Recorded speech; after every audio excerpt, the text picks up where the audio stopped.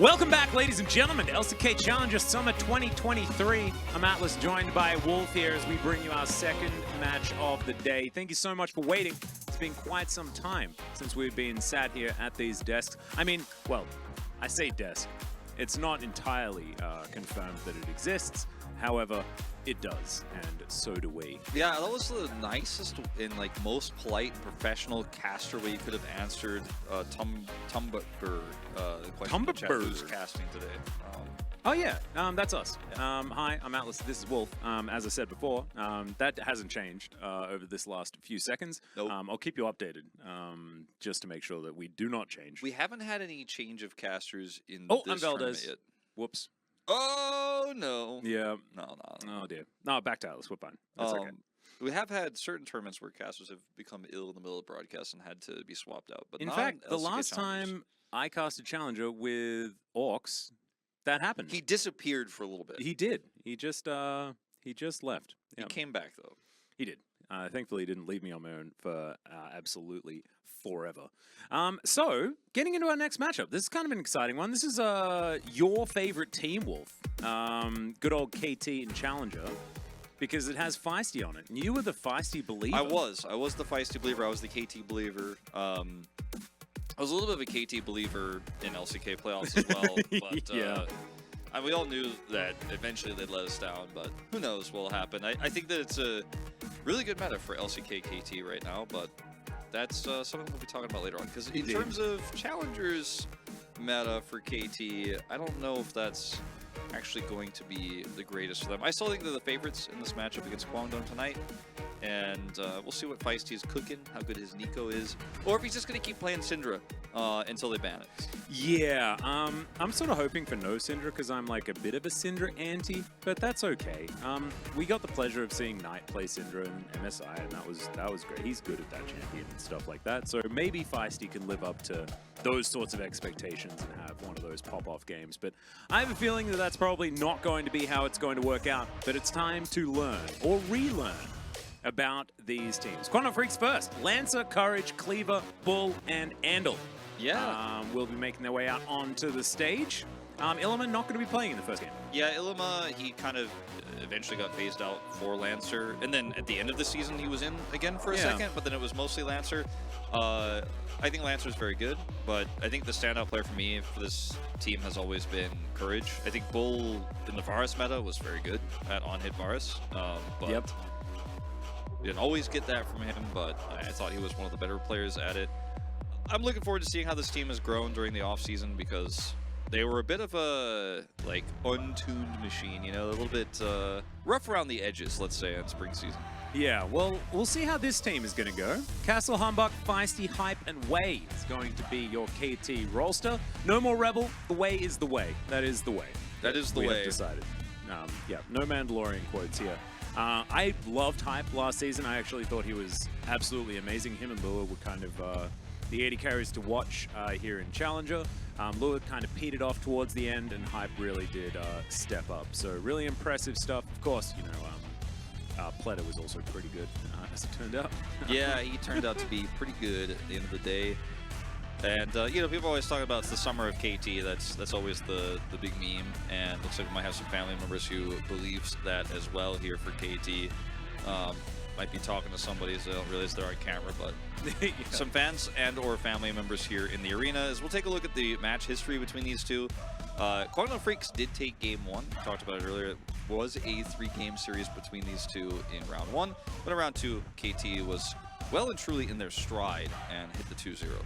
Yeah, and I wonder what is going to reign true here. Is it going to be KT managing to get that ball rolling and sort it out, or is it going to be a slow start once again? Because we could see that. We'll see whether Quantum Freaks have anything special planned. Of course, in our last series, we saw Nico. Like, that's about it, though. Otherwise, it was all just stuff we'd seen before. Castle is a pretty, he's a pretty stock standard, boring top laner who does very well, but isn't like a high impact player. So I think that's meta suits him. I think it's the meta suits Hype in that he's a very strong 80 carry player in a meta that's very 80 carry centric. But in challengers so far, it's just kind of been about teamwork, working together. It's only been one best of 3, but you know, so far here in the summer season, we haven't been focused as much on what the meta picks are and what the drafts mean, as much as what happens in the game. This is the challenger's way. Exactly. And a large thing about what has changed, we are of course in 13.10, and a lot of that is items that are going to be different. Champions, just somewhat similar. As once again, Melio going to be banned away. We're expecting Melio and Zeri to remain as mainstays on the red side ban list. That is a Poppy as well as a Maokai being taken off the board here by Quantum Freaks. Maybe aiming for a Vi first pick, which would be odd. We've seen Vi and Maokai exclusively banned on the blue side so far, but could be a, you know, targeting at Lucid type situation. You never know. Did see the big grin on Humbug's face when the Poppy ban came through, so he's just giving a chuckle. Right. Vi will also be there. So once again, just 3 bans towards Humbug. And see what this final ban ends up being. Zeri, I imagine, is the safest call at this point in time. If you want to ban the Aphelios, you have a good answer. You want to say, okay, you can take Zeri, we'll beat you with Lucian. That's another option, but I don't suggest it. Yep, as Zalorian says, Morgana is still open. That is very true. Cassante, I completely forgot about him. Yep, Cassante pretty broken, isn't he? Yeah. Look, he always has been. Oh god, it's a first pick cat! Well, now they have to pick Zeri, right? There's no way.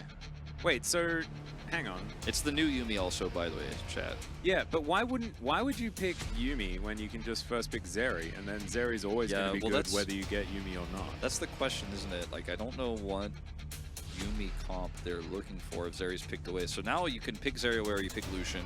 If you pick Aphelios, I'm like, ooh, that's you're asking for trouble. You just pick the worst version of the better one.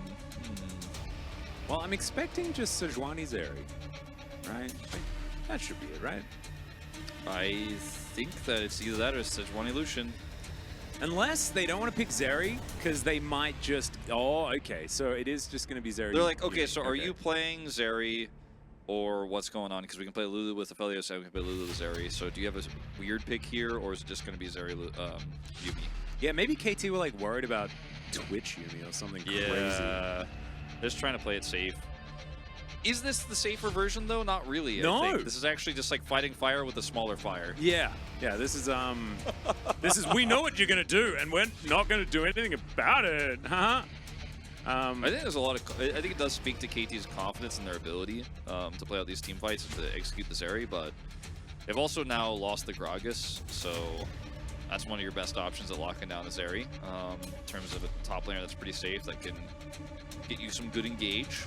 Yep, no Vi available either, as that's Kog'Maw Lulu. Yeah, all right, so Kog'Maw Lulu, that's the one that we didn't really, we like know about, but we weren't really thinking about because we were just thinking of Aphelios here. So this is still like slightly worse, I think, than Zeri Yuumi, but it's a better way to look at things than the Aphelios, I think, and you've got a lot of range here. You can...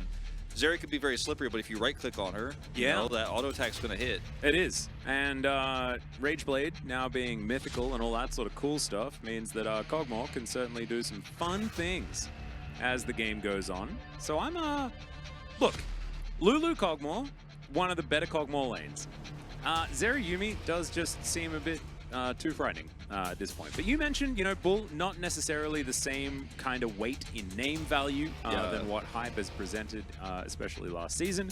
So we'll see whether that is going to play into effect here. Even though, I mean, I think it's Zeri not... Yuumi. Like, early Kog'Maw is fine in lane, but it's not really a Scion situation here where you want to dive sound, so they probably won't ban that.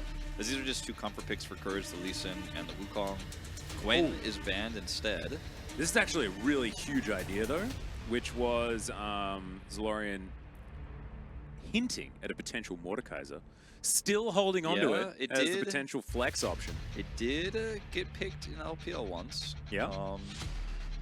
Jace here leaves a lot of flexibility in this draft. Like, they could still play Scion. Wait to see what happens. As will be an Ahri, so I think that's way less likely now. Yeah, Ahri Viego, something like that. Yeah, maybe here. I think that's probably the safest. Nocturne is an interesting decision, just trying to burst down that Kog'Maw from a long way away. A lot of engage here, but also frontline for this Zeri. And they're just going to go with the Scion anyways. Okay. Well, you do kind of want beefy boys if you're playing Kog'Maw style compositions. So I'm a bit sad because I like the Mordekaiser angle. I like Ornn more here, unless they're going to do the invade. But the invade, I think, is not that good with Lulu, Kog'Maw, Sejuani. We'll see what they decide to do with this. I mean, it's not like you have Kog'Maw's passive, you have Sion's passive, like, really force it, you know? Yeah. But it's not really what you're looking for. They banned the Gwen, which means Kwangdong was also kind of feeling like, yeah, you know, you guys have no interest in picking the Sion. Like, they weren't even very confident that KT was interested in that, but they pick it just the same. I think a lot of this game is going to come down to how good the team plays and the map reading here for Kwangdong Freaks, because they basically need to use this Ahri Nocturne to constantly kill these squishy backline targets. Otherwise, front-to-back team fights, you have a Sejuani and a Sion and Kog'Maw's range and Jace's poke. Yeah. Sorry, I'm getting distracted. Silent Symphony. Fast Remind us Turtle. of good old Fast Turtle. Oh, man. What a legacy he has forged for himself by being correct in chat. He was that, he one-guyed us in chat to the point where he became wholesome. He became it was a legend. Just beautiful. Absolutely amazing. This is the type of legacies that you can expect if you hang around here for Challenger as we take you on a wild journey through summer. All right, so we are 1 for 2 in terms of So let's see if we're going to get it a second time tonight. Yeah, it is time for some do's, and then some do's, and then a couple more do's is generally what we're looking forward to here. Feisty's looking scary, by the way, Wolf. Yeah, look at his picture. That pick is pretty intense. Also, I feel like his natural skin tone is a little bit darker than that, so he looks like a little bit unleashed, you know, like he's going Super Saiyan or something. Something like that. He looks a little bit like he said something like really inappropriate at the dinner table with his like grandma, and she was like feisty, and he's like, and now, that or it's like he knows how bad it is, but he's like, I refuse to relent. I will not back down. This is the hill I die on. Stay strong, Feisty. Exactly. Let's see how feisty he's going to be as we head towards Summoner's Rift for our first game of our second series.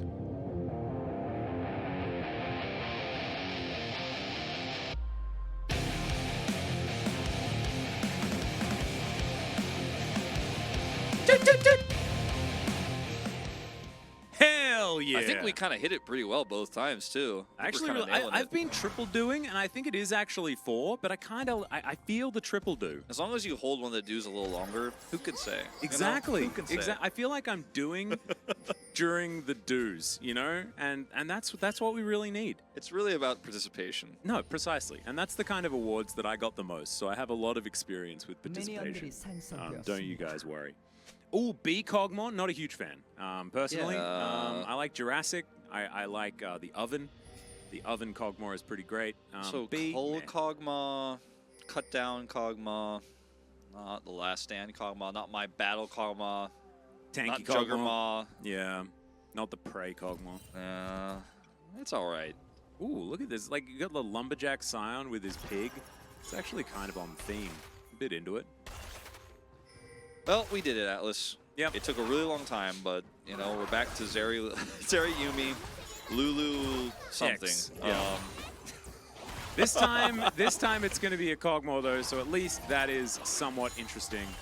That Prowling Projectile is not going to land. And so now, there's like, you can see the little picture. That is the best friend mechanic, right? For the Yuumi, that's how she's sort of changed. That's how I try to avoid learning as much about Yuumi as possible. Because it makes me sad. You get more bonuses if you're the best friend, so it discourages Yuumi just detaching and sticking to the jungler, which is somewhat of a nerf to what Yuumi could do as a whole, but she's mostly attached to the AD carry anyways in pro play. But sometimes, you know, you get something like a Talon and she just... I mean, and a Nocturne, right? Yeah. I think she's still going to be attached to current.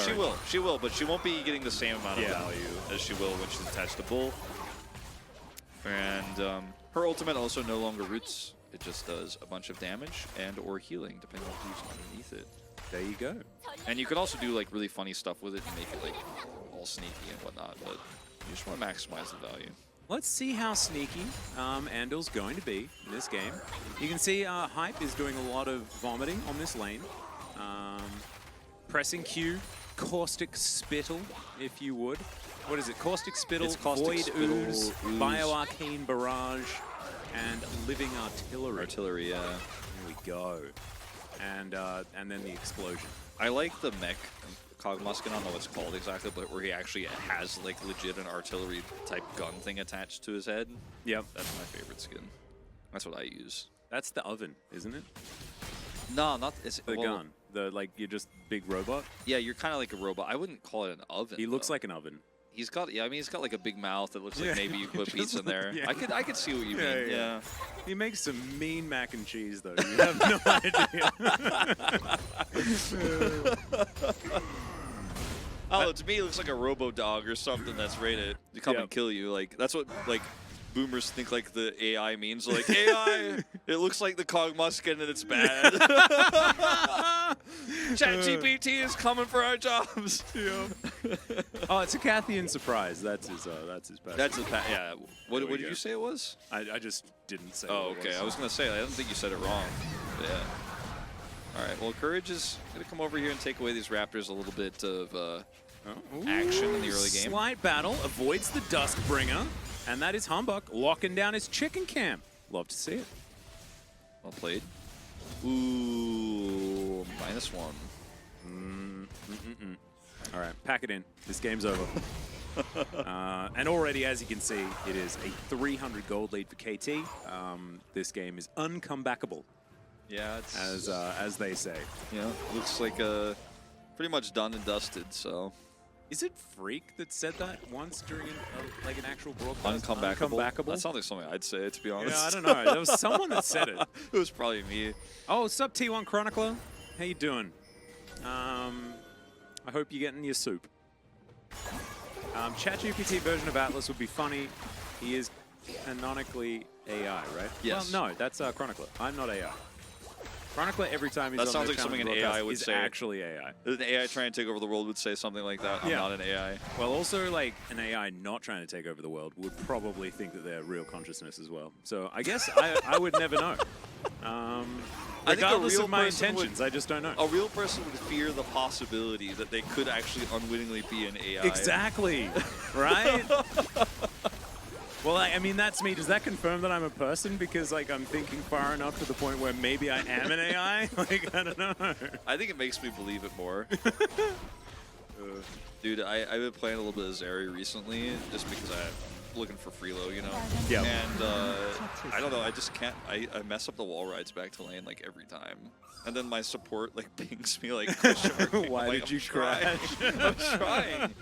I'm trying to glide back to lane. The most difficult mechanic of Zeri is actually trying to wall ride out of base. Yeah. You should see me try to skateboard or surf, which I actually did a few days ago. Falling on my face a lot. Well, this is a pretty calm early game. Yeah. The big gold swing here for Kwangno Freaks puts them actually now in an insurmountable 120-ish gold lead. Whoa! I hope they can surmount it.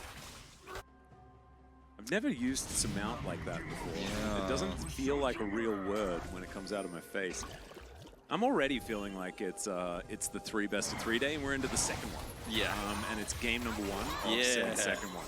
It's because of the extra break, because we have to make time for, you know, the next team to get in and stuff like that. And with a 2-0, it's like we get an hour. And so I'm like, my brain's like fully switched off, you know? Yep. We need to get back into it as Extendo Beam flies towards Hype, and Hype doesn't care. He's got his butter knife, I mean rage knife, in his inventory now. Uh-huh. And he's ready to start raging. He's well and truly on the way to his Rage Blade, and that's what Kog'Maw builds first. We'll get Berserker Greaves when he can afford them.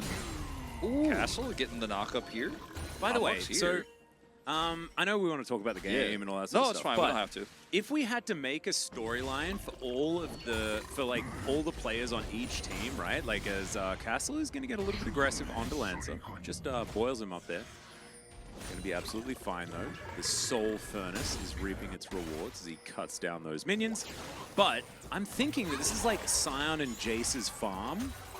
Okay. And you've got like the bees, and then they've got like a little pond or something that's got little jellyfish in it.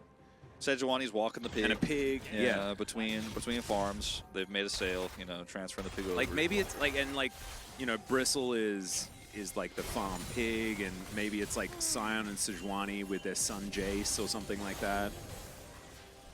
It kind of seems like a cute little farming thing, as they are going to go aggressive onto Cleaver. They do manage to get him to dash out of the way. They do, so it doesn't have his ultimate anymore. They do take care of their farm very well, and they prevent outside threats like Cleaver from, you know, messing with the farm. They're very protective of it. So Cleaver, gonna have to get out of there. We'll have to use his ult. Here comes the Yuumi ult. Speaking of ults, there are ults flying out from everyone. Flash is going to be used there as Hype is ghosted. Wei is in trouble though. Had to wild growth himself. That is going to be enough after the Glitterlands to get themselves out of there. Good old early game Zeri Yuumi. Feels good. Yeah, if by good you mean familiar. Yeah, and by good I mean awful. Yeah. Yeah, I'm kind of ready to double down on the Zeri Yuumi hate, because for a while I was like, all right, guys, come on, it's only been like half a season. It's only been one season. Now I'm like, all right, well, this is... it's only been way too long, yeah. It's day one of challengers. Back here again. Yeah. At least it's Kog'Maw. That is true. That is true. I'm also really glad that good old Valdez hopped into the chat just so that he could see some good old Zeri Yuumi. Yeah. I mean, it was like Zeri Lulu, Lucian Nami every time. Now we got Zeri Yuumi back because Yuumi was removed for a while. Like they basically just pretended like they were going to rework Yuumi so that she could be disabled for a while to appease the masses. Yeah. But then they were like, oh, the rework is actually a buff, by the way, and she's going to be back. Oh, sorry. Yeah, we done goofed. And they definitely did. I thought that the first time they really destroyed her, that felt great. This time, not so much. Yeah. As all right, Courage level 7, as Humbug's going to come on over and look to steal away the big chicken. Cleaver avoiding shock blasts, things like this, wanting to avoid the piggy as well, as Feisty clears out the last minion in the wave. So, slinking into Fog of War, KT looking for an opportunity towards his bottom side as the googly eyes on the Lulu looking menacingly towards that bottom lane. Yeah, and Nocturne is nearby, so Courage, as long as he's aware of this, which he should be as that ward was just cleared, they definitely should be able to defend this, but I mean, top side of the map going pretty well here for Kwangno Freaks. Lancer having a little lead there.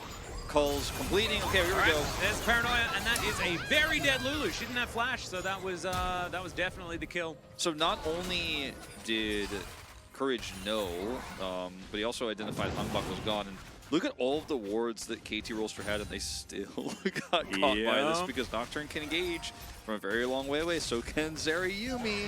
Woo! Oh, catches him. Pardon me.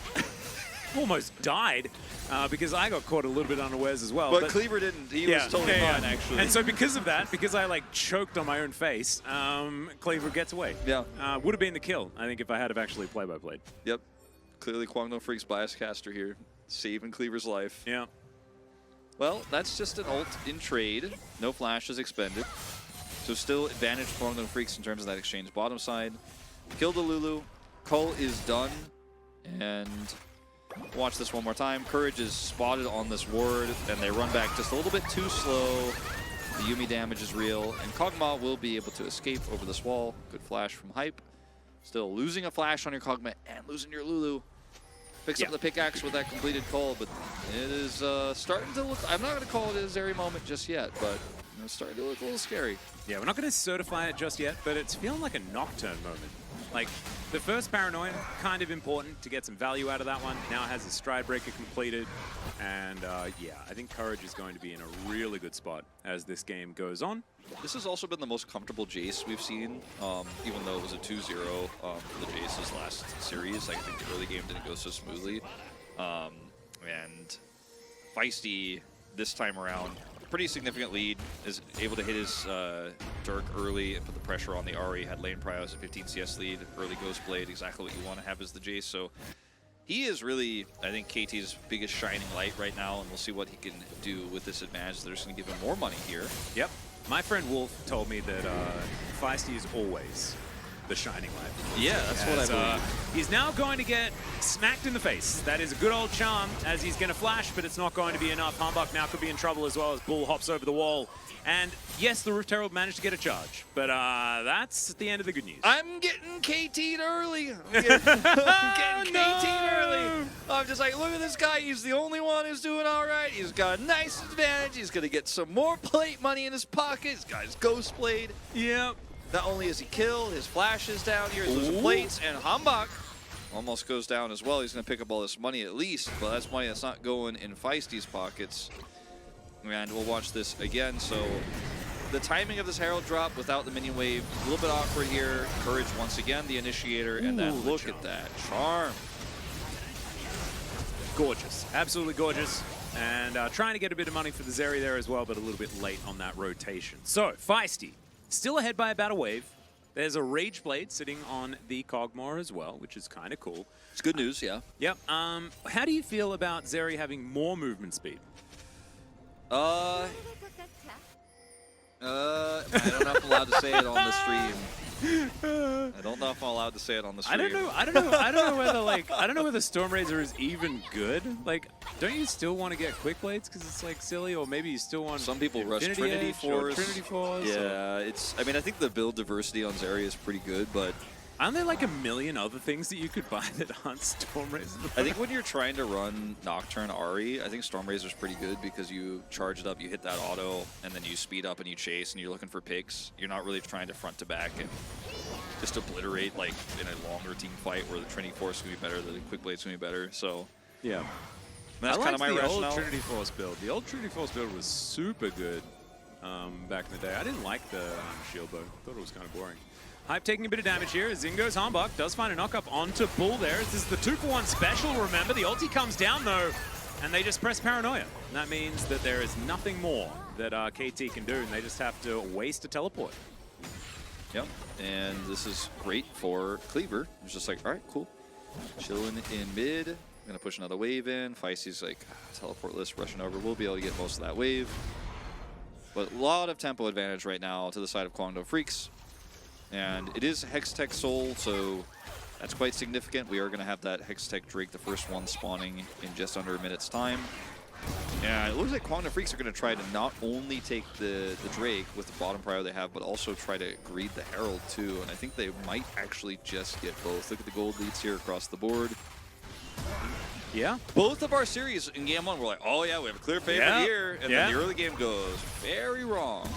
I don't know whether KT is going to be the same kind of team as far as, you know, cleaning up in the mid-game as what D plus Kia were able to do, right? It just felt like they just took back control. They were getting more money from around the map. But Quantum Freaks are snowballing this quite nicely.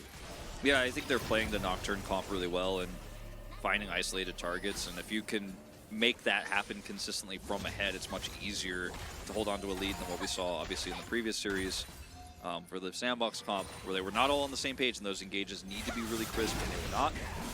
KT is going to get this Drake, though, it looks like, with a reset from Kwangdo Freaks. At least they're starting it up, and Kwangdo Freaks will decide to try to take mid-turret in exchange. Timing for this a little bit thin, though. KT could come over here and look to deny. Yeah, in theory, but they will still be able to get at least the charge. Could be just a full turret. Yeah, I think it will be. Yeah, KT can't stop them. Nope, and we've got Paranoia almost coming back off cooldown as well, so Courage back and ready to go. He might actually just be popping it here, but probably not going to go too aggressive onto the Frost Armored up Sejuani, as Cleaver doing some work here towards this bottom side of the map. So KT just bleeding gold all over the place. Yeah, and picking up this Drake is quite significant, but you know, losing your mid turret means the Nocturne has a lot more freedom on the map. So does the Ahri. You know, it's huge. Additional charge here on this inner means that turret's probably not long for this world either. Next time they get an objective or win a team fight, they can just push over and take it. That's a lot of extra money. It's a 3,000 gold lead, you know? Yeah. I mean, this is starting to really be concerning. That's not a nothing lead, no. You know? Not a nothing lead whatsoever. So Quantum Freaks feeling pretty comfortable. The only thing is the Dragons. And if it is going to be Hextech Soul available here for KT, which could certainly be if they're able to get another couple, then that's when things really start to become a problem. But Quantum Freaks, they just fight for the next one, right? And they're feeling pretty good about it. Courage also with a lot of control around this map, and as we can see, already infiltrating the enemy side. And with Paranoia, you can have so much extra momentum in a lot of these moments. Yeah, and as long as you just don't focus on Sion and you focus on this Jace who's very squishy, it's really easy to find picks or to force him back. And the Ahri here is going to have nice advantages in this lane, or the side lane, because it's never really truly a 1v1. As you can see, Courage just find anybody. Yep, Lulu, that's where that are you Paranoia at? that we were talking about. Gets a Can't little be bit here. scared, but the final chapter is going to come through, and KT not going to have that one. Now All they right. just dive feisty. Uh-oh, big problem. Humbug is going to be here. The No 2 minions. versus 4. minions. What do we reckon? Good. Charm is going to connect there as Feisty tries to give himself life. Does not work. Bull grabs that kill. That's his first of the game.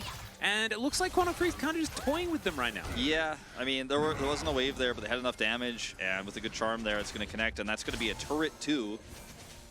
This game might just be over, straight up. I mean, it's...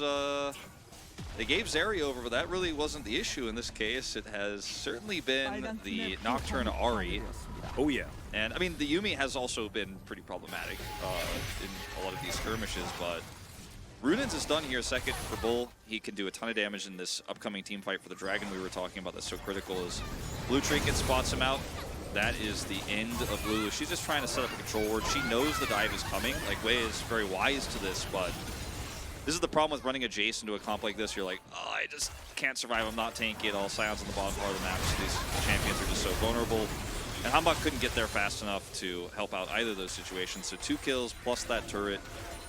This is, Yeah, and look, Yeah. it's Challenger, so we do have to add True, that true. caveat. Donut did remind us that, in fact, you know, you can never call a game over when, you know, in all honesty, it probably should be. And this one's getting towards the point where Quantum Freaks aren't alleviating any of this pressure. They're just continually living in KT's jungle, denying a whole bunch of gold. And as you can see, with no turrets taken, it's so hard to get out onto this map against a Nocturne Yeah. composition. Look at the damage dealt here too. Sion's burn damage is 12,000, but otherwise here, very little done. The Kog'Maw, I think that second item spike is going to be, well, would be normally big if they actually had any ground to stand on here, but he does not. He doesn't have that second item just yet. And Working Jay's towards doing it. so little as well when he is like the poke champion, right? Like hype as well. Living Artillery is super good for getting just non-committal damage down, but you can see in these damage numbers not being able to utilize any of those things in the toolkit to make stuff happen. And I want to see what this evolution of the Curious Zeri build is going to be. Yeah, I'm guessing 'cause just Trinity Force next, because Runin's in... I feel like if you build Triforce, you build it first, right? Because it just has good all-around stats. Yeah, but the Stormrazor is good for those like early game skirmishes too, where the Zeri moments can truly happen. And like building Runin second, I've never seen this build before. Like really, I mean, it might have I feel happened. like And it I missed should it. be. I feel like it should be Quick Blades, but I just you normally see IE when it's Yeah, Hurricane. it could So, also like, just I'm be- like yeah, it getting could like just be all of my IE old now. info is getting like me confused. But now like there's a Caulfields and I'm like, so it has to be Quick Blades. I don't know. Yeah, I guess so. I didn't even see the Caulfields yet, but okay, well. There We it will is. see, we will see, but yeah, I mean, a lot of different builds viable for Zeri right now. The truth is, Sajax in this has got game, our it might back. not matter. Sajax got our back saying Stormrazor Hurricane feels nice. Into Nabari is going to be the idea. As Paranoia comes down, Courage just looking pretty tanky, but maybe not tanky enough. Has to flash to get himself out of the way. Glacial Prison used defensively there to try and get Bull off their back, but he is looking pretty angry. Someone was holding up like one of them red flaggy things or something like that. As Charm comes down, Castle will be charmed. How much money? Okay, he finally got the Kraken's arrow. I was like, how much money does Hype have? He's been sitting on that recurve bow for like 5 years. It's like a bit of a pirate build, isn't it? You know, you've got like a Yeah. cutlass and you've got like the harpoon. Pretty, you know, I kind of like that vibe. Feisty's going to get this turret with the help of Humbug here, but big rotation up means it might not be free of cost. Humbug is just going to dive on top of Bull. Okay, Cleaver is going to be here, and they know that they can't commit to this fight. Wei is real dead, but what more can they get from this situation as the Scion gets the flash out from Bull? Good Shock Blast is going to come in, but I just don't know whether it's going to be enough. Bull just spacing beautifully, trying to keep KT at arm's length. And he should be able to do so. These burst fires really hurting. Q gonna get the knock up there, and they do manage to take down the Gragas. That is a lot of work done by Feisty with these shock blasts. Bull still wants more though, and now Courage is making his way back into the battle. Dustbringer connects onto Hype. Can he actually get the W damage to work out though? As he did press the button, Bull, he's just gonna go in, but the flash out of the way, and now it's Kog'Maw's turn. Triple kill instantly. Hype is playing so well. His flash is fantastic. Their spacing is beautiful. And he's not able to hit the caustic spittle because of all the minions, but he's still just going to press W and pop off in this fight. Now, a lot of low health bars here, but they do have the teleport coming in from Feisty here, so if they juggle the Baron pretty well, they should be able to take this down with the damage they have. And KT bouncing back in a big way, a much more impressive bounce back than even what we saw from D+ in that first game in our previous series. But wow, 4 kills now for Hype. He went to I just barely afforded my Kraken Slayer to I am the MVP of this game. And knows his positioning, too, in these fights. His way is going to get picked first. Then this fight turns around in a big way. Feisty hits a lot of shock blasts. And when Hype gets here, man, he's just spacing so incredibly well. The Zeri ultimate goes off here, but not enough consistent damage. Feisty carefully re-engaging, backing out just barely there from hitting that, from getting hit by that Zeri Q. Hits that shock blast, perfectly timed with the stopwatch. And then just watch him go, man. So minions are here. Hard to Q. Who do I choose? Decides to go back in, gets the slow. Courage is extremely low. And then the splash. Oh. That was like the anti-Zeri moment, you know? That was the Zeri moment that you didn't want. Because honestly, I felt like Bull played the fight really, really well until his brain stopped, you know, in that one moment. And that just wasn't it. Sometimes things are on a knife's edge, and it was actually something that I saw mentioned in chat. It's the fact that without shield bow, you just kind of pop. Yeah. So like a lot of these Zeri players are used to playing with a whole lot more safety that you just don't have with this build especially. Yeah, we basically have like double Kraken Slayer procs with this. You will just pop people, you can do so much damage. Okay, see if we can get out of this one.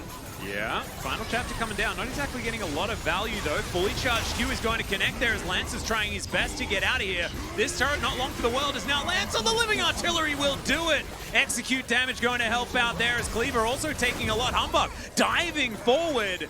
And KT are relentless. It's like they've hit a little switch, and there it is. That was like 2 screens. What the heck kind of acceleration is on that shot? All right, well, KT are just ready to end this game now. You guys made too many mistakes. That's the end of that. 2,000 damage, 2,200 for both Feisty and Hype.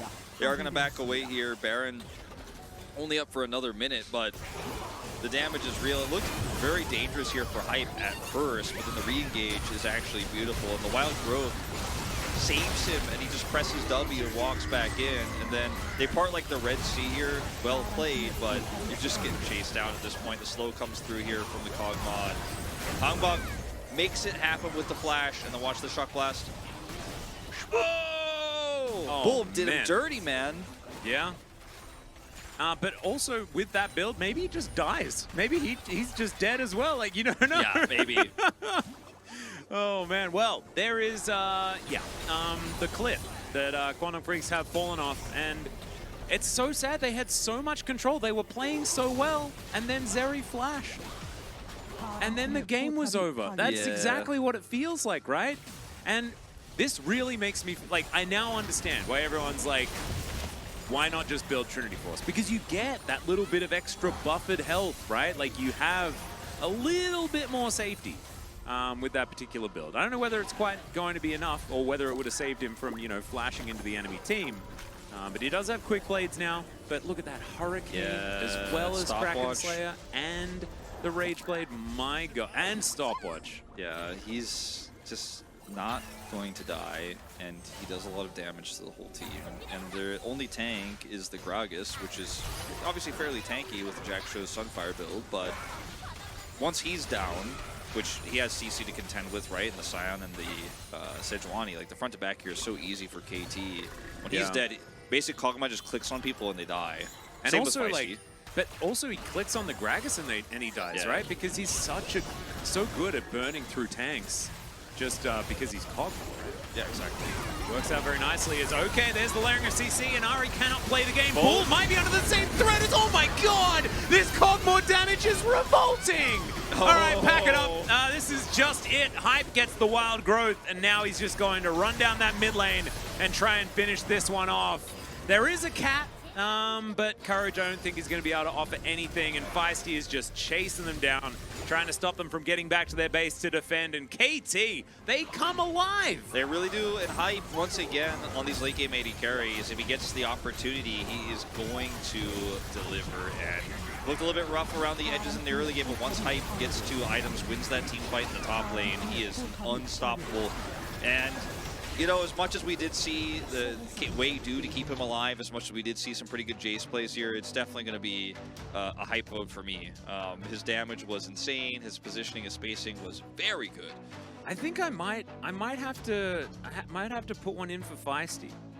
I might have to be the Feisty guy, but I think that I think it's probably going to be Hype, but I think I'm a Feisty guy.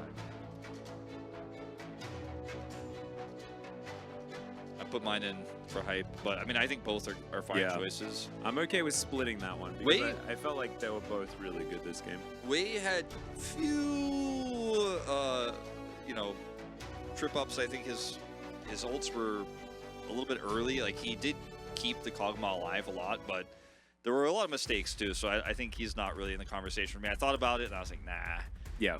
And this felt a little bit like a 4v5 as well, because Wei pretty much just got eliminated before every single battle, and then they managed to win one when he was mainly just walking back from base the entire time. So really impressive stuff, and this goes back to what we were talking about before. We were ready to call this game over. The game should have been over, and then KT won against all of that. So you just never know what's going to happen here in Challenger, guys. Keeps you on your toes. And KT, theoretically, you know, based on what we were expecting today, the understandable winner of game number 1. But if you were here at 18 minutes, you would disagree. Yeah. Lots of big damage in the late game with these comps. And that's why I said I think it's a really good meta for KT rules for the LCK team, because Aiming is that type of player, Hype is that type of player, but they don't often facilitate him that way. Sometimes it's Castle when he's on a strong side pick. Sometimes it's Feisty who gets them ahead, and then Hype just cleans up. But this time it was just all Hype for me. I mean, Feisty obviously had a great game. Like, some of the shock blasts were incredible, but I look at this KT roster and I think, well, some things don't change, right? Yeah. And I could see a very good season for this team because of, at least on this patch, how AD carry centric it is. Like MSI, and he will pick it up. Yeah, will be the Hype vote that it did come through. So Wolf remains 100%. I threw mine into the bin with that last one. But I think, yeah, the Kog'Maw, absolutely amazing. I love the pick as well. I just really like Kog'Maw. I always have. Bit of an old man, so the original champions certainly do call out my name just a little. And he made the Kog'Maw look really, really good, at least from about 20 minutes on, because before that, kind of did nothing. Yeah. But that's kind of what Kog'Maw kind of does. But you get Kraken Slayer and the Rage Blade, and you're just feeling good. Maybe it's just the fact that the Rage Blade is now the mythic in that combo. Just feels better. I don't know why, but for some reason it feels better to me. And he also didn't go for the tanky build. He went for cut down, but he was just shooting squishies and killing them the whole time. Like, he could have actually killed Gragas, like we were talking about. Yeah, he burst the front line actually very quickly too, but he's just like, nah, Ari's there for some reason. Yeah, she's in my W range. I'm gonna shoot her 3 times and she disappears. And they definitely did. My God. Once Hurricane came in as well, like, it's just like you build synergy on top of synergy with these Rage Blade builds. That's what I like so much about it. It's just like every other item that you get feels like it builds on your core amount of items, or like so much. I'm not 100% sold on that Zeri build that we saw. I think it definitely could have been optimized more. I see why they did it, but I still think it's not optimal. I think sometimes don't just build the item that everybody else builds on all of their champions. Maybe just look at what your champion requires. I have a feeling we'll see some Storm Razor gutted in future patches as well. Just because I think that's true. It's just so common. I agree. But, ladies and gentlemen, it is now time for us to take a short break. When we come back, we'll see whether Quandong Freaks can this time actually follow through on their early lead.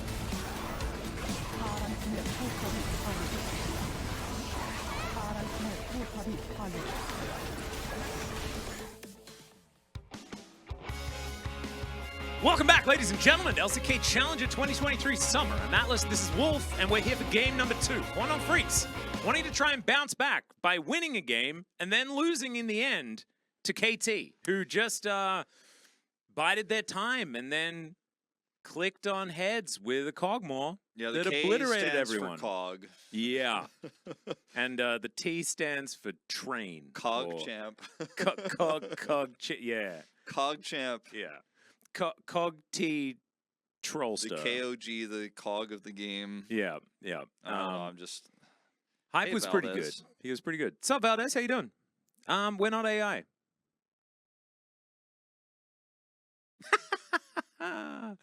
No, but we're not. Seriously. No, we're really not. Nope. I assure you. Nope. Absolutely not. Nope. Not AI. Nope. Nope. Never nope. have been, nope. never will be. Yeah. Denunciator, stop that.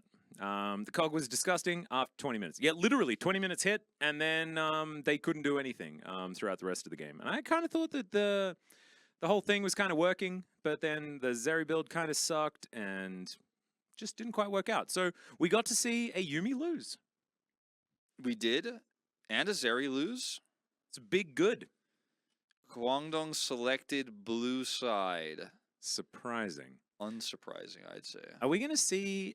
So that is going to be our 4th red side win, potentially, if KT do win.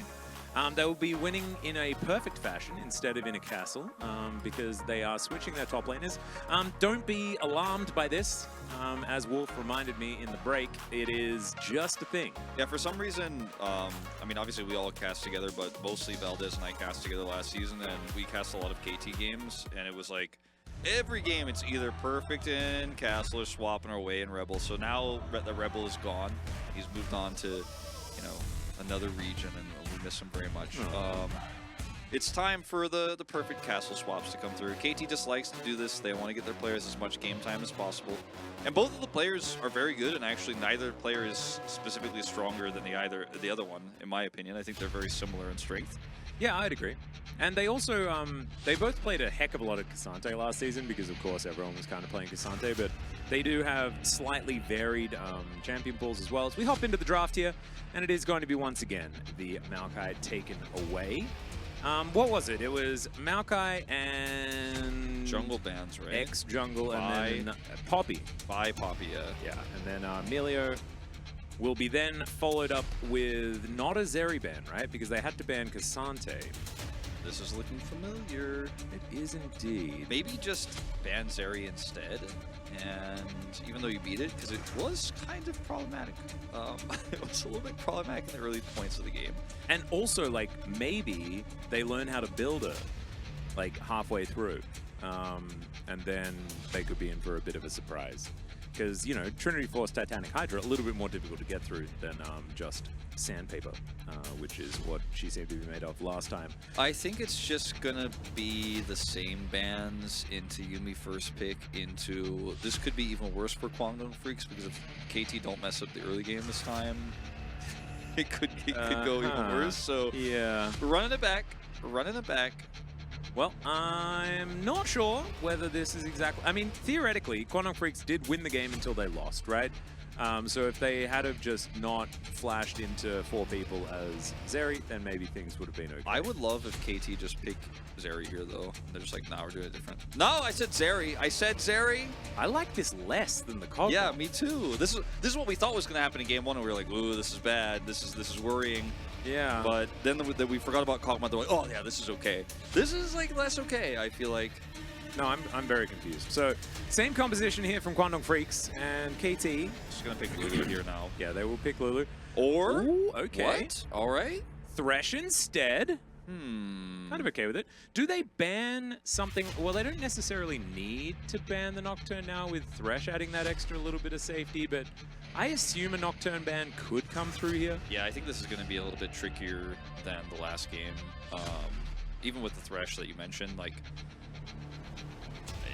But they've shown us that the only thing they want to change is their AD carry, and they're not going to change anything else. Up with the Wukong ban coming through again.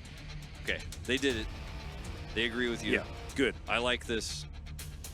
Happy about it. But we'll just have to see what else is going to change as well, because they kind of want something that can lock down the Yuumi. Sorry, the Zeri. Kale ban. The Kale ban is, it seems a little bit perfectly targeted. Yeah, that's really interesting. Okay. Jace will come through again for Feisty. Yeah, or a flex, you know, you never necessarily know where it's going to go. Doesn't lane too badly into the Gragas, although Gragas is generally considered a favorable matchup. If they play Ahri Viego here, I think it's pretty good. And then we go Trinity Force Zeri. Okay, this time the Lee Sin is left up. It's a comfort pick for Courage. So he's just going to stick with what he... Ooh. Huh. Not a lot of mobility on the Syndra when you're staring down a Thresh Sejuani. I'd say probably a very scary situation. But there is Courage as Lee Sin, so there it is. So Lee Sin, Syndra is very strong in the 2v2 in mid.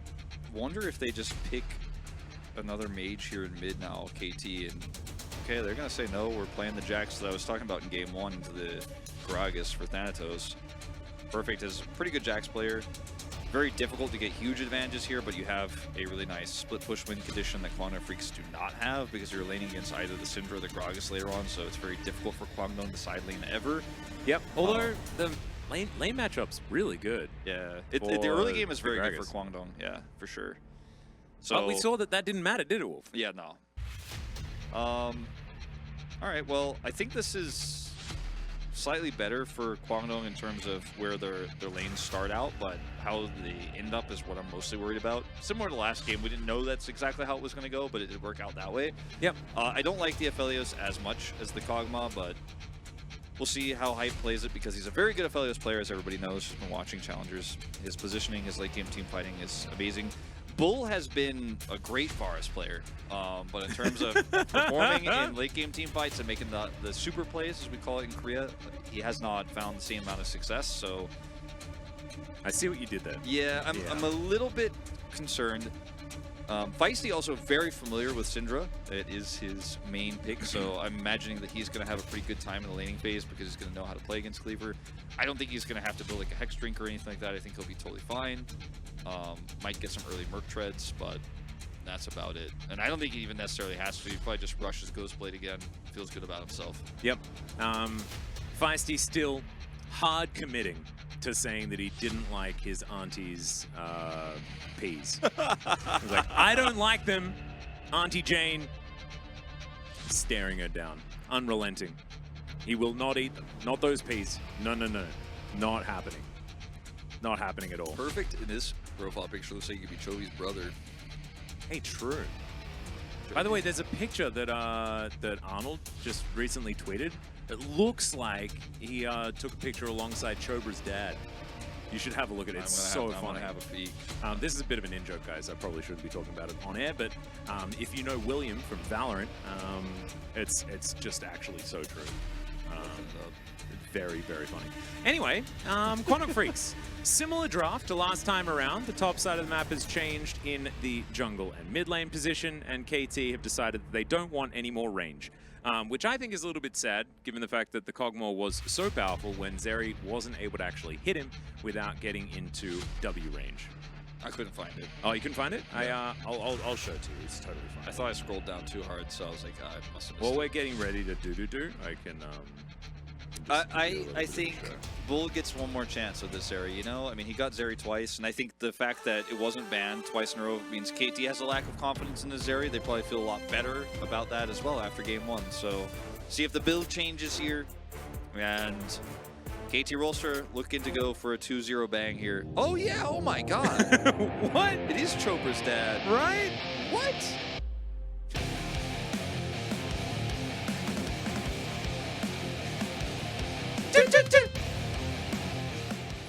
Hell yeah. All right, welcome, ladies and gentlemen, and Chopra's dad, to Game 2, Kwangdong Freaks versus KT here in Challenger. If you're wondering where, you know, BDD is, not sure. Where did BDD go? Is he on the camel farm or the alpaca farm? I heard Mongolia. Oh. Yeah. I heard It's like he's a actually working on falconing out there, yeah. Right, okay. Like, oh, and falcons as well? I expected horses when you said Mongola. I don't know why. Well, BDD, most people don't know this, but BDD has already mastered horseback archery. He learned it when he was at a young age, so now he's trying to do falconry. Right, so while he's shooting things, his falcon can go off and attack as well. Okay, wow. It's like Vampire Survivors, so like the falcon just becomes like a thing that just rotates around him and attacks enemies. Got it.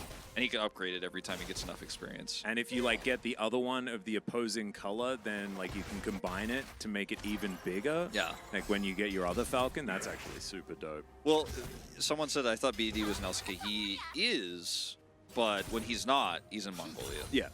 Yeah. Ranching, as it were, doing his falconry. Well, that's really cool. Okay, we'll have to get a name for it. I don't necessarily know what his falcon ranch is going to look like.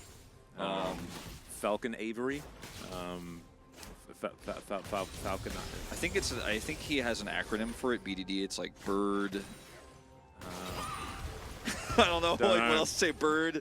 Bird place. I'm like, there's no D words that make sense for birds. I don't know. Chat, help, chat. Bird driving. I don't think he's driving the bird. If you got any acronyms, bird driving discovery. Yeah. Anyway, yes, that the sidestep from Feisty felt really good. Absolutely fantastic, avoiding those spheres nicely. Bird diving damage. But, oh, okay. Cookie here. I'm not going to say that one. Although we were talking about Chobra's dad and stuff like that. It's a bit loose over here, but that's fine. Not quite there yet. Okay. And this is day 1 of challenges. Wait till like week 6, week 7. Peck, the reason they have Zerayumi in Game 2 is because they lost with it in Game 1. So, KT not fearing it too much at this point in time. You can see the Aphelios Thresh actually having a pretty good time there towards that bottom side as well, getting the shove in, as Courage is going to be discovered. And so Condor Freak's probably going to be able to play a little bit more aggressively. However, they don't have very much control. There's a nice hook, and immediate cleanse, actually. That is a lot of value for one death sentence. Yeah, the W is not going to connect. And that's a good trade. They're actually going to back here. Well, it looked like it, channeling it for a moment, but going to be Scuttle going over here on the bottom side of the map to Hambak.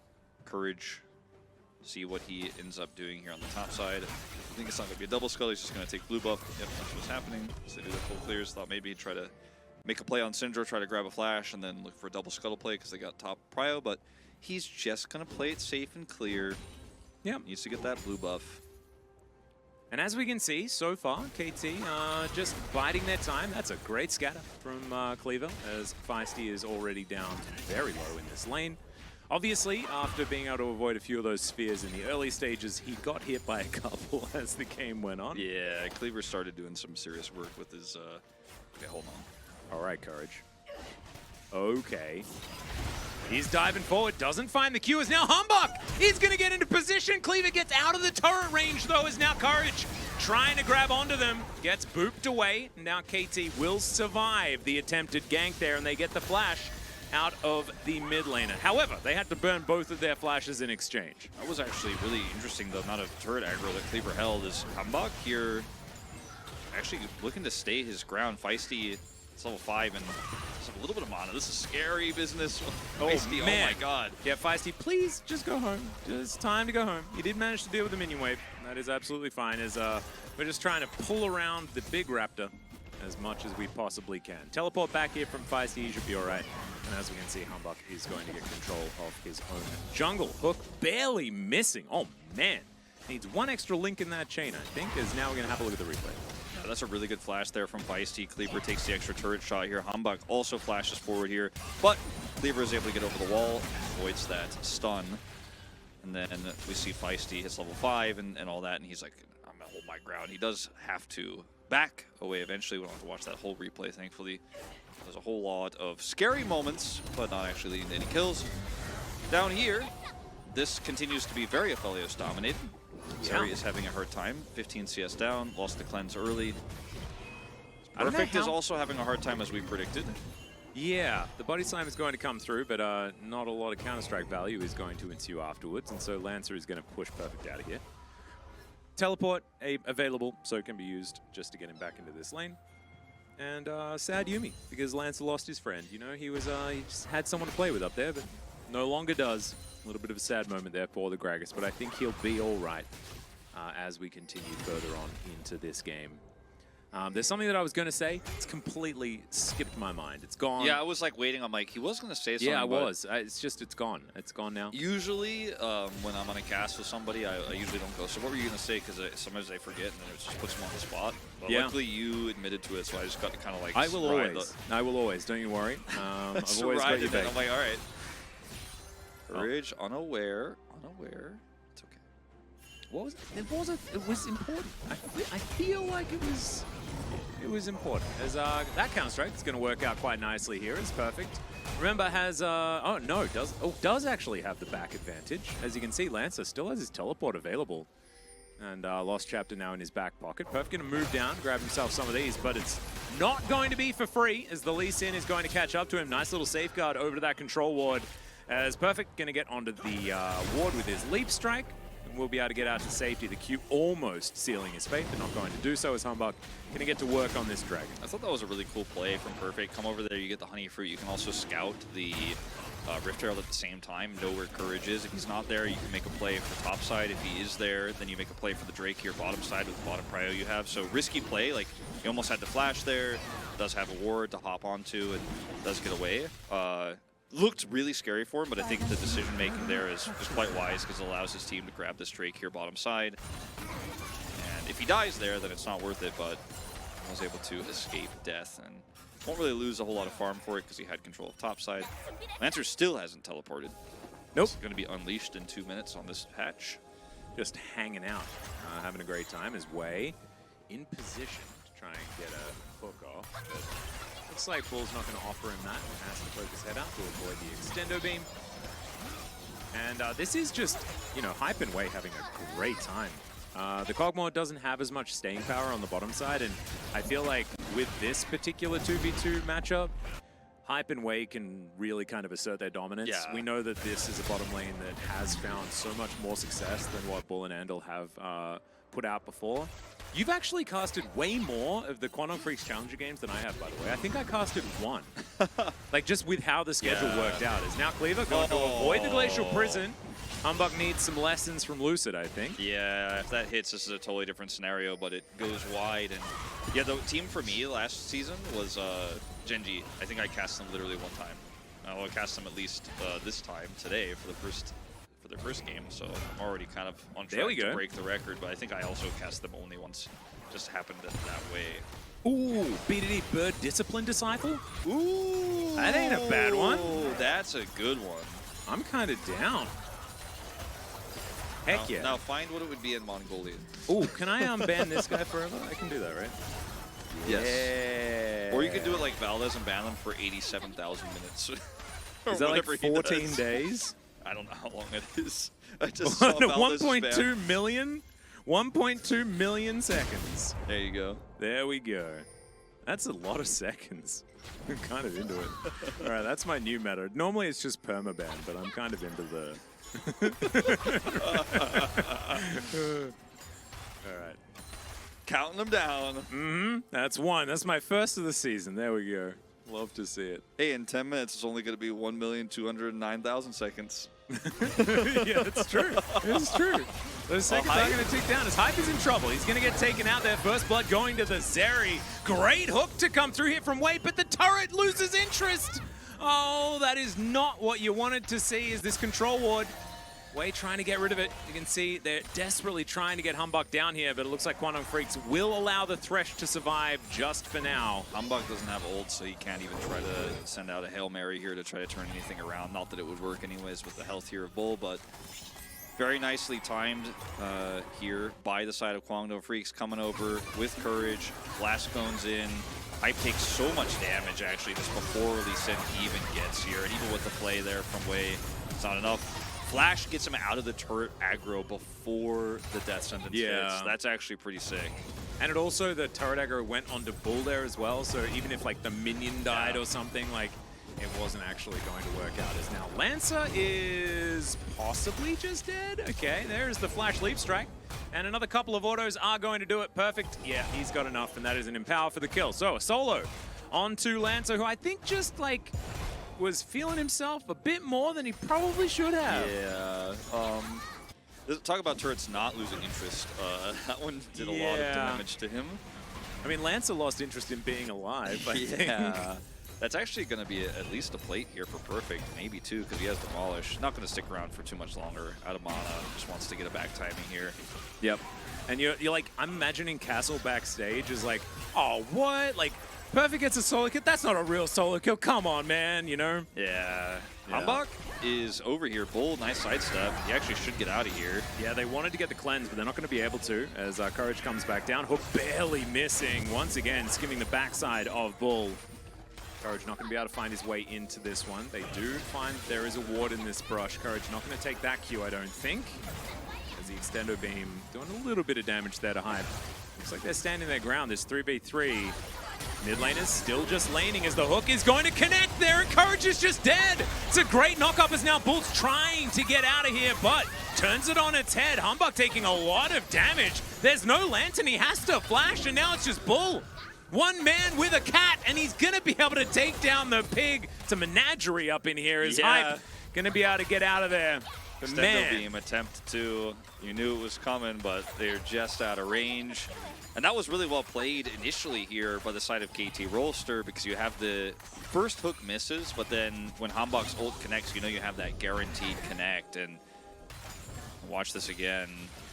Courage here, Q connects, but he doesn't want to take that one. Hambach, Q, or rather the ult coming through as well from Aphelios as the hook comes through, and then Bull, because he's got a Yuumi on his back, very annoying to lock down here, and the chain damage coming through from this ultimate is just too much. Cleanse is good, and he flashes for it. And then Extendo Beam off the wall, going to be avoided, doesn't stop the back. So they're going to grab some plates here in mid. Yeah, Scatter comes down. Unleashed Power still up and available here for Cleaver. As no turret going to be falling in that mid lane, but they do get a little bit of plate money for the last remaining few seconds of that availability. 2 kills apiece though, so nowhere near the kind of lead that Quandong Freaks had at the beginning of the first game. However, also a different kind of story when it comes to the scaling aspect. I think the KT in side lane is definitely a lot more powerful, but I don't think that the win condition of Aphelios versus Kog'Maw is the same sort of equation. Just with the range that you get with that Bioarcane Barrage.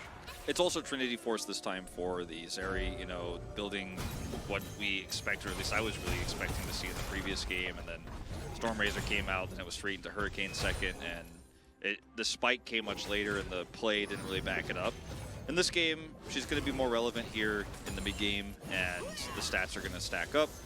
I'm a little bit concerned about what Cleaver's role in this game is going to be, because obviously he has a lot of synergy with the Gragas and the Lee Sin, and there's the Everfrost, but in later team fights where you really are going to be under pressure from that side laning, you're going to have to really press the go button quickly. You're going to have to turn on a dime, hit those scatters, and I think his role here makes sense in terms of what the draft is trying to do, but it's so difficult to execute. So that's where I think things can fall apart a little bit here for Quandong Freaks. And if your initial engage fails, like failures just Gale Forces away, or the Jace gets away, it's like, do you ever win those 5v5 fights? It gets a little tricky. I agree. I think that like if they do blow up Cleaver at the start of a fight though, then that's a lot of cooldowns that are potentially unavailable for when Bull decides that he wants to kill everyone. So that could be a danger. Not entirely sure. Hambach was seeing where the Lance would overextend as Andal just hanging around trying to get some vision down, and will be able to continue to do so. Trinity Force, by the way, Wolf. So it's we're not doing the silly build. Bull's playing real League of Legends now. He is. And like I was saying before, I think those stats are really going to be more relevant this game around. Hype's going to get first brick here, 15 minutes. He was denied for a moment there, but we'll be able to finally connect this. It's going to be, or collect this, excuse me. It is going to be the eye picked up for Quandong Freaks in trade, but see if they can actually secure this mid turret. I think they will be able to. Yep. And this is a bit of a money exchange here, but first brick did already go over. The money going into Hype's pocket here on the bottom side. Courage is going to pick this up here. And sorry, turret in the mid lane as well is very valuable for map control. So especially with this comp. Yeah, with the Lee Sin being able to do a lot more with this, and it's very difficult for Hype to freely farm in the mid lane, whereas Zeri has a lot more mobility. kind of avoid the Sejuani's engages a lot better. And Wolf, we do have a question. Yeah. In our professional opinion, why does everyone not simply buy Static Shiv, as it's the most funny item? The most funny item. Thanks in advance. This is also best top Bard NA. So... Totally serious question, yeah. No, but also Static Shiv on Bard is kind of dope. Meep slapping with lightning feels good. I think that we will see Static Shiv when Yasuo gets played, and it's going to be fun. Ooh, I hope so. I just feel like we should be seeing Static Shiv all the time. With all the Storm Razor, why not just Static Shiv as well, you know? Yeah, it used to be a combo, right? It's like Static Shiv. The old Storm Razor is kind of what Static Shiv was, but not really. And now it's like not even that anymore. Storm Razor's just makes Aphelios broken. He didn't build it this time though. He's going to go straight into the Gale Force for some extra mobility against this comp. Gale Force Collector, because Collector has like 6 extra lethality now. Yeah, that's what I'm talking about. I'm all about it. All about that life. Don't know whether I like Collector, but it's better now. I think it's pretty good. Like I said, if the engage misses and then you're ready to turn and start doing that damage. But Storm Razor, you know, you're not really trying to fight early into this comp, so you just kind of skip that, go straight out to Gale Force. Yep. Very much like Gale Force on Aphelios. I feel like you can just do a lot of the things that Aphelios does to look cool in and team fights. You're not building IE anymore, so you're not worried about that because you're building Gale Force instead. IE's a mythic, so Collector's just some good stats, plus the lethality you already naturally have on Aphelios with your passive. Yep, I assume it's probably going to be like third item for the Storm Razor. Yeah, probably. There's Humbug underneath his turret now with Feisty. Wei is moving down though, does have a lantern available. They can decide what they want to do here. Is now Cleaver could be in trouble. That is a scat of the week. That will get Humbug out of there. Feisty's able to deal with Minion Wave, and it's just going to be a dissipation of players as they move back towards their respective fogs of war. And here in the top lane, things are still just very passive, very boring, although we did have that solo kill earlier. It's going to be soon, though, that Perfect starts to really take off in this lane, especially against the Everfrost variant of the Gragas. So keep an eye on that, as we are kind of getting to a breaking point in this game with the soul point for Mountain Soul here. KT really do not want Quantum Freaks to start stacking these, but they have an advantage, I think, in this upcoming team fight. Collector's done 2-item spike for Aphelios. It's not the normal spike you normally talk about with Aphelios, but I think in this game it serves as one. No Muramana yet for Feisty. I don't know how much gold he's sitting on right now, but you have to imagine a lot. And he's going to try to back and buy that while KT just give this Drake up for free. So I want to see KT get something else here. Yeah, feels like a big soul as well. Like this could be huge if Guangdong can start stacking his up. Feels like this is just kind of a huge miss for KT if they don't get anything here. Like, it doesn't even finish the Banamoon with that back. And I think they could have definitely grouped to contest, but this is the problem with losing your mid turret against a comp like this. You know, it's just hard to actually keep mid prio, contest these Drakes. Well, Humbug's moving over. Feisty once again underneath this outer turret in bot lane. As Hype taking a bit of damage himself. He's got pretty good guns if he does want to scuffle, but he's not going to. Guangdong Freaks just continue to try and push their strength forward. These Mountain Drakes like start getting stacked by Guangdong Freaks as well. That Collector's like just going to feel worse and worse and worse. The Ghost Blade feels worse and worse and worse. No. Like, and the Zeri, who's already, you know, 2-0 in this game, is going to feel better and better and better. So at least they finally do get this turret here topside. Yeah, this is the point of the map where things are pretty difficult to answer. When you talk about how Body Slam can be great into Counter Strike and stuff like that. Like, it gets to a point where Jax will hit critical mass and he will just kill the fat guy. He just doesn't care. He just will. Yeah, he just doesn't care. He will get in there. Whether the Counter Strike hits or not, the fat guy's got to run. And everyone was concentrated bottom side to get that Drake. KT didn't feel confident because of their lack of mid prio to actually group for that, so they were able to trade a turret for it. One Mountain Drake, that's okay. You can let that one go. You know, start giving 2, 3 though becomes a concern with the builds that we see here and the amount of lethality stacked up on KT. So let's keep an eye on this. It is going to be actually, I didn't even notice until just now, the Andres for the Syndra. So that's interesting considering the lack of health stacking outside of really the Sejuani. Okay, this is bad. This is bad. It is. Less bad now. Courage will survive. However, it is now a ultimate on cooldown for Andal. and no flash here for Courage. So not able to do as many of the fancy plays. Of course, Lee Sin likes having flash available. Everyone does, but Lee Sin kind of especially for making plays. Yeah, that is a little bit concerning. Obviously, 2 ults in trade here for KT. No objective up right now outside of the Baron. Feisty gonna grab this Lantern here, and I think that they are gonna lose this turret no matter what. The question is, can they turn this into something? Ooh, Bull spotted on a bunch of wards, but not a lot that they can actually do about the situation. I get the feeling both of these teams are playing kind of scared Atlas. Like, I feel like they're not playing exactly, like there's opportunities that they're going very close to taking. They're like, nah, like that last Drake that KT gave up, and yeah, they did get a turret eventually, but they didn't get much cross map otherwise. This is a moment where Kongnam Freaks definitely could have pulled the trigger and tried to look for a turret into maybe we pick off this Jace. Lantern's on cooldown. Let's just back away, you know, let's give it up. Settle for a Scuttle Crab. Yeah, and look, you can understand it from the Kongnam Freaks perspective, right? Because they kind of threw the game in game number 1. True.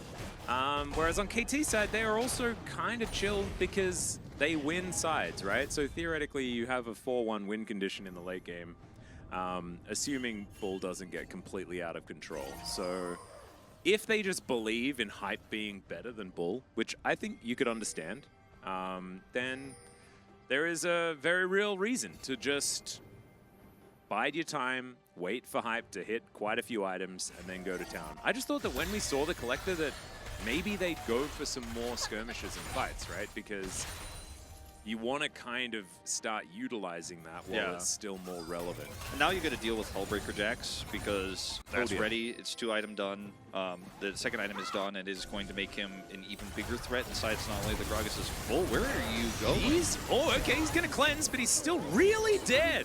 That was quite bizarre. Actually, like, getting the hook while he's going through the wall meant that cleanse actually made life worse. Yeah. Cleaver's going to get this turret, but this is going to be Baron. And you can't just, you what just is can't it with be out these there. 23-minute Barons and the game's over? Yeah, I just... Oh, never mind. Never mind. You got this, Courage. You got this, Courage. He doesn't have a Keep Q the anymore. series alive. Okay, Perfect is just going to run towards him. That's another beautiful hook to interrupt, and that is a guaranteed Baron. You love to see it. KT, they just decide to win sometimes, you know? Yeah, I want to see a replay of Bull because it didn't really make sense why he was where he was. Like, he was farming mid and then he was went to grazing. the river. That's what bulls do, right? Yeah. He's grazing, see? There's some grass there. Okay, I thought he was closer to the river when this happened, but no, he just straight up... I mean, the fact that he got caught while he's trying to go through the wall and the cleanse is actually worse is quite bizarre in its own right, but... I mean, the fact that he was there is really the big story here. Like, if he has to flash, then maybe they still go for Baron anyways, because he's, like, lost a bunch of health, he has to flash, he's out of position. And luckily Courage was there, so Yuumi could get away, because maybe Yuumi dies too in another world. Courage trying his best, but that's another kill going over. And yeah, I mean, I'm not saying the game's over, but pretty much. Yeah. That is also point. a sole point. Yeah, exactly. Denying this Mountain Drake stacking, absolutely fantastic stuff. So I don't know what it is. Like KT just like they look at the clock and they're like, oh, it's time to kill them all, I guess. And it worked. And now, I mean, nobody can answer this Jax. And the Shadow Flame that's complete here for the Syndra into all of these Merc Treads, you know, it's not worthless, but it's not great, you know? No, I agree. So, 2,000 gold is what KT been able to pick up already, and that is basically just the Baron Power Blade. As you can see at the top of your screen, still got a fair bit of time on that one as Glacial Prison is going to go wide. Cleaver going to get hit by the Moonlight Vigil, still down to 50%, make that even less. As the follow-up does come through, Courage misses the Q there as we're just continuing to siege. Everything Hooks is missing. flying everywhere. Everything is missing, but they got half a turret, they got a flash out of Cleaver. Small victories, small victories. Uh-huh. Yes, I mean, with this Jax with Hullbreaker and now Baron buff is going to take out an inner turret, and this is the power of the 4-1 you were talking about in KT. Have to send 2 players to deal with Perfect, which means a Yuumi and 2 other champions in mid are not going to be enough to save this turret, so you're just losing the whole map. Everything crumbles like a house of cards so quickly here. Yeah, it's crazy, and it's so interesting, right? Like, because we're so used to seeing Zeri's be completely ridiculous, but if a Zeri falls behind, they kind of feel like nothing, right? Because unless you're moving forward, you're using that ult to get those big chains of damage and things like that, then it feels great. But if you're just kiting back, trying to wait for that opportune moment, but it never really comes because your team's made out of paper mache, like, it just doesn't feel like the same amount of threat as we're used to seeing. Either you need a strong tank, usually your top laner. In this case, it's AP Gragas with Void Staff, so Lancer is made out of paper, like you said.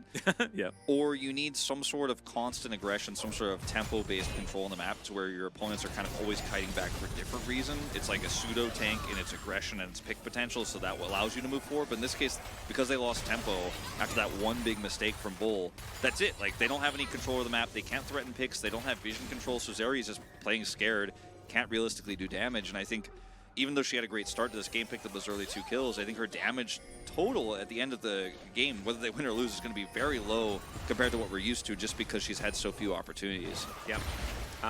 Okay, perfect. Gonna get stunned up. Q going to connect there as he takes the lantern to get himself to safety. He'll be absolutely fine.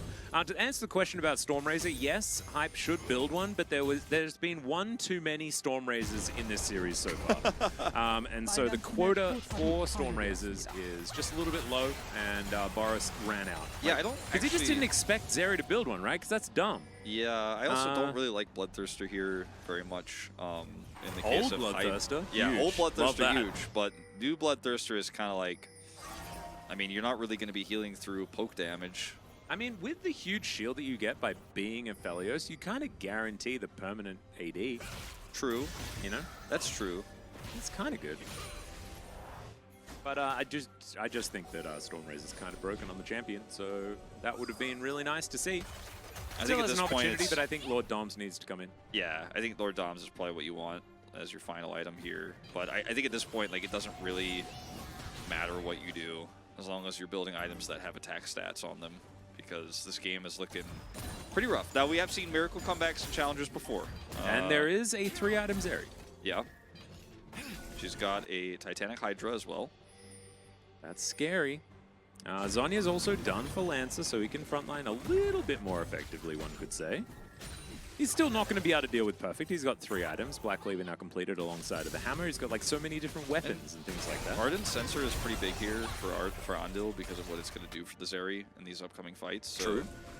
I mean, if the Zeri can actually clean up a fight, it isn't burst down or caught by Sejuani ult into a Thresh Hook, etc., Jace Shock Blast, then there's hope for Bull here, but...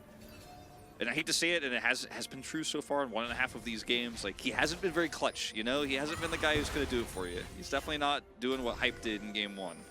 So, yeah. Prove me wrong, Bull, because you're going to need to. And a Zeri moment is certainly what is required to win this game, you could assume. We've got a few seconds on this Baron, as Quantum Freak's looking a little bit feisty.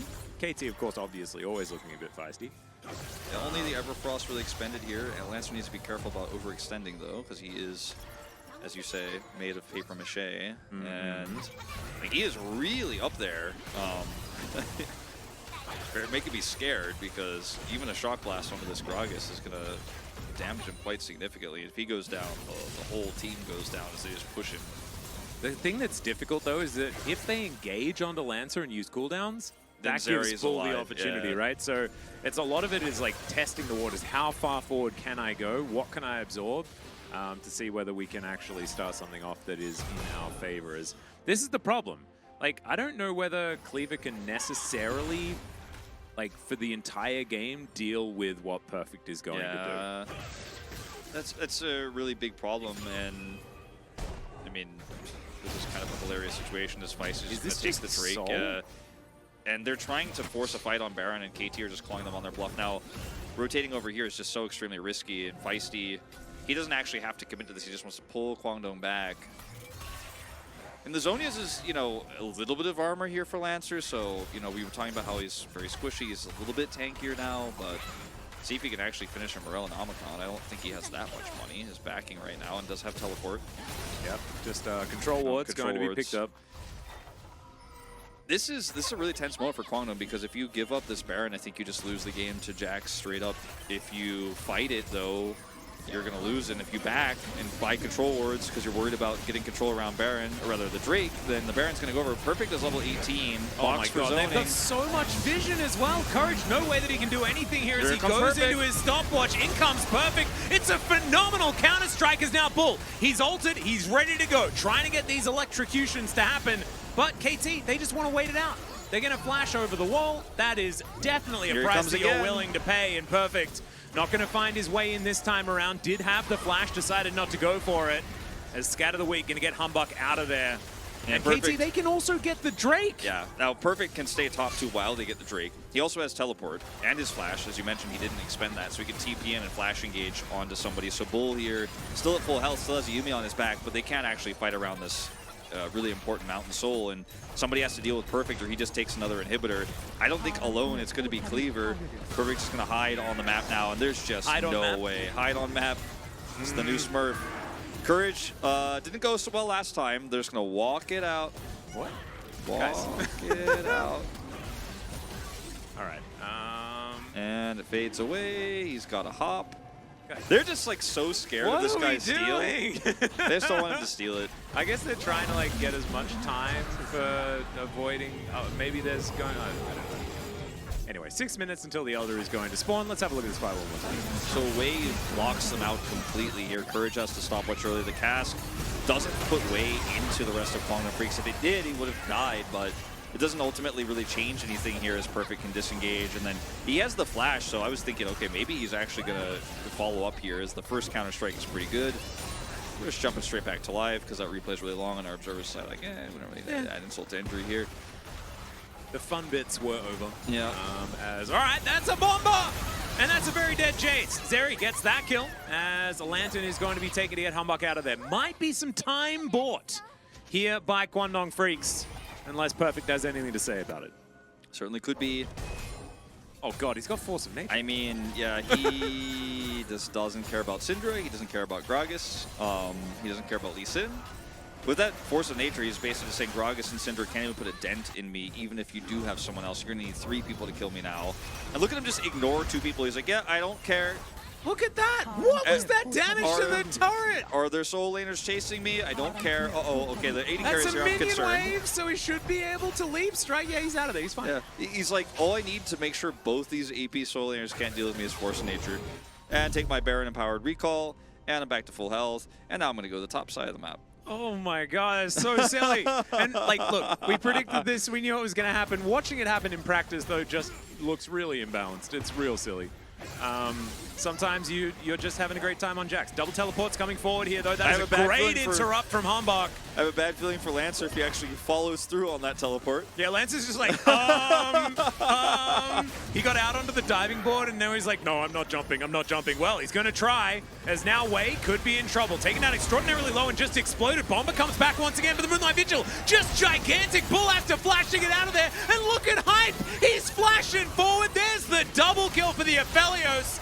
And you might think that Zeri's imbalanced, but she doesn't have as many years as this gentleman who grabs yet another one. Cleaver unleashes some power onto a pig, and Perfect wasn't here! It didn't matter! Damage dealt in team fight 0. Damage dealt to Nexus turrets quite high. Oh, almost stops the teleport. Cleaver's like, sorry, about your business, please, sir. I'm going back. I need to chat with Boris, and there it is. KT, the 2-0 today over Quandong Freaks. Very dominant second game here. I mean, again, things looked a little bit concerning in the early parts, but just one big mistake from Bull. Is it the 0 damage team fight? I think I have to do it. I think I have to do it. I think I need the Jax. I have to think about it for a minute. I think it's Jax for me too, actually. Yeah, I think I'm doing it. Yeah, I think it's perfect. I think I have to give it to him. I also think it's really funny because I'm imagining Castle backstage, like we were talking about before, like he gets that solo kill because Lancer was just being a bit of a silly person underneath his turret. Yeah. And he's like, oh man. But like he was the win condition. He was the reason why they won that game. So I think I'm pretty happy with that one. So, Hype's probably going to get it though, isn't he? That's a boom boom damage right there. Yeah, it's boom boom damage. He did like run at them and do big damage with his red gun in that last fight, but I don't know. I think the Jax pulling them around the map was a big problem, and once he got Hullbreaker, that was like, okay, it's done. It's over. Who cares about team fighting? You guys have to chase me around the map with 3 people, and so you can never be on an objective. Okay, that's Baron. Oh, you guys want to be around Baron? Okay, that your inhibitor's dead. You know, the stuff like that is the win condition we talked about, even though we were like, yeah, it's bad in lane, and it's going to struggle, and it did. I mean, minus the time that there was some inting under the turret, but... Yeah. A little bit casual. Just some casual inting. Yeah, soft. Yeah.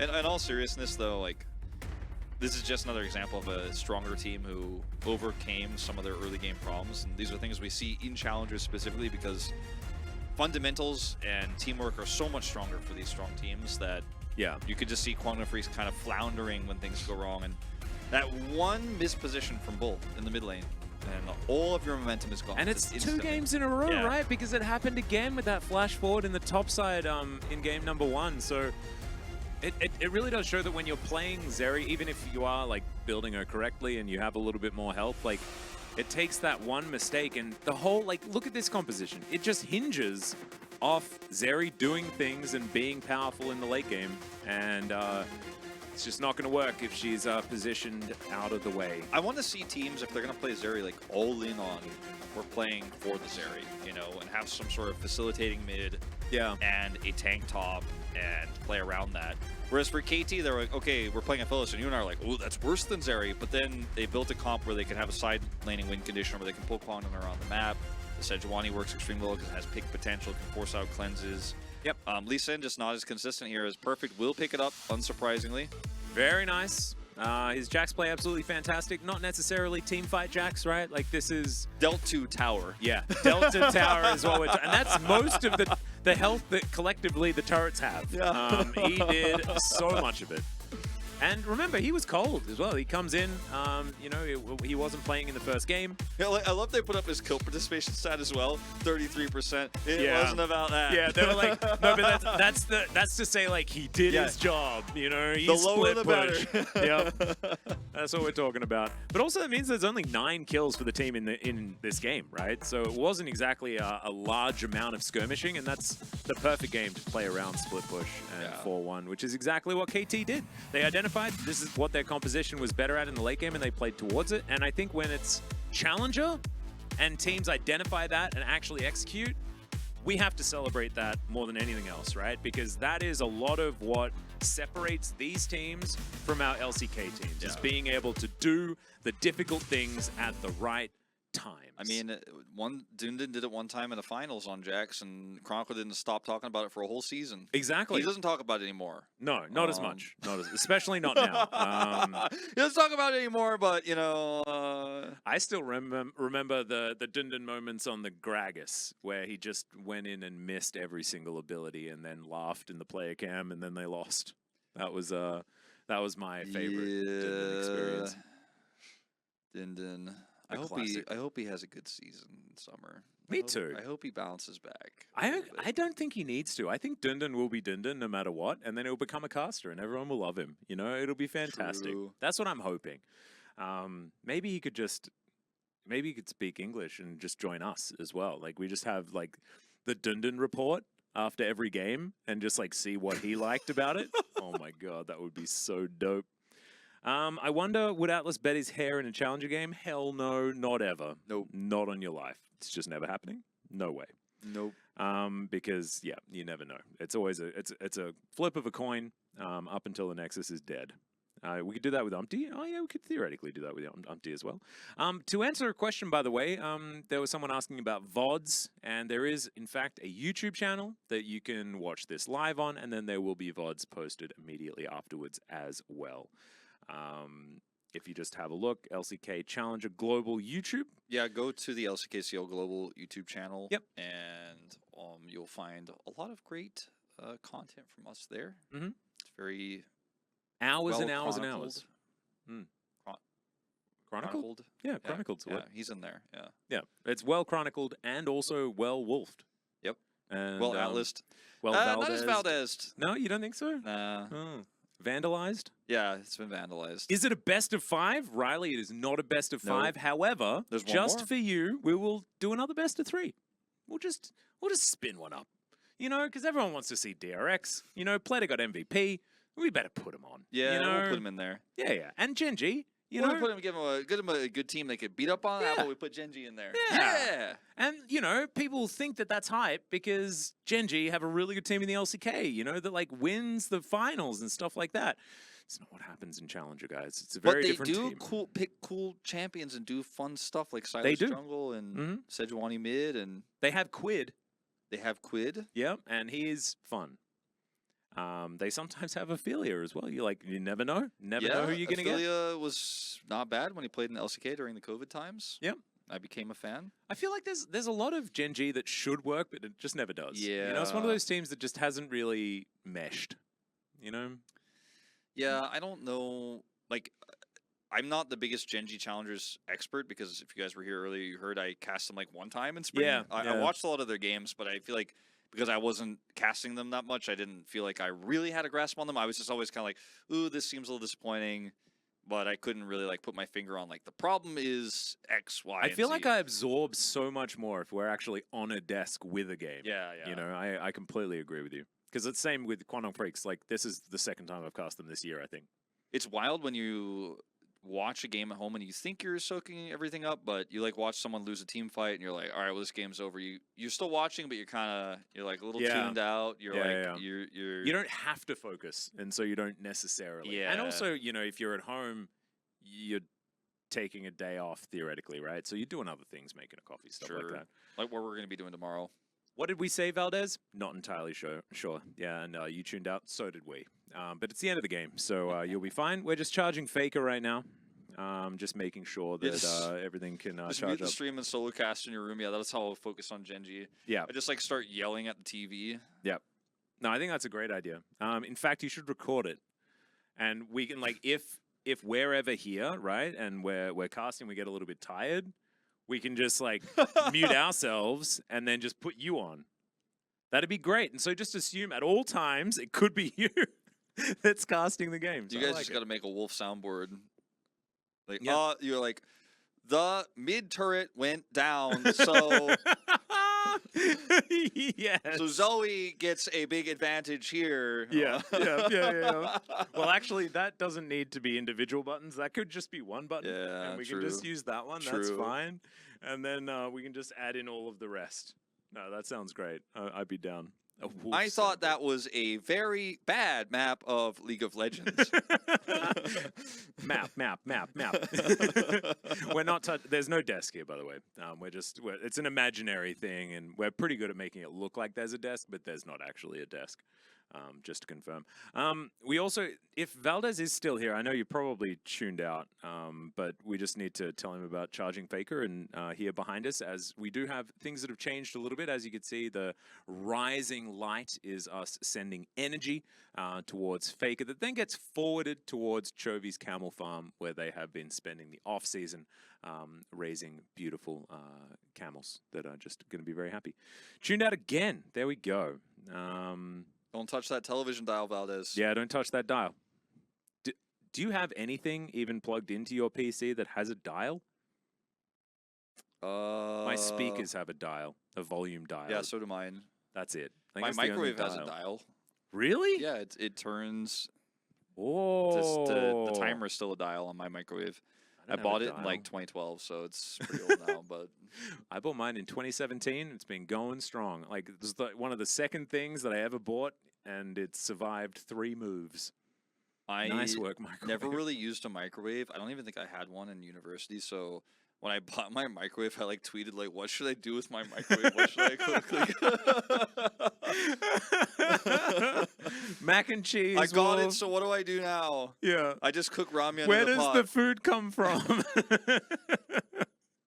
Back then, I just only made bokkeumbap fried rice. Like I just had a rice cooker. Yeah, wouldn't made you rice. just need a I just stove? cooked rice and I had a frying pan. That was it. Well, you basically you need a microwave so that once you've put stuff in the fridge, you can make it hot again. Yeah, I never had leftovers. Yeah, so you just ate all. You're too efficient for a microwave, so you didn't even need it. Yeah. Kevin Kim, what are you talking about? What are these keyboards? Ah, you have a chip in your brain. I'd like that. My hands don't work very well. Yeah. Man, would you be better if League of Legends was played purely on brain power or worse? Because I think there'd be a lot of people who would be much worse because their brains aren't focused on the game enough. I feel like I would be worse because I've played video games for so long that I have this like tactile requirement, you know, to play. Yeah. Like for example, a lot of people when smartphones came out, like some of the old Android phones had like physical keyboards, and people were like, "Oh, I hate the iPhone. I don't want a touch screen. I need my physical keyboard." And I feel like I'm kind of like that for games. Like I need a keyboard or a controller. If I was trying to control my brain, I don't know if it would really like it would take me some time to adjust for sure. Yeah, me too. But maybe Ready Player One 2 is going to come out, and we can see what is going to happen without that. Anyway, we need to stop commenting. We're going to go to a bit of a break, and then we'll come back for our final series of the evening, and we'll see you there.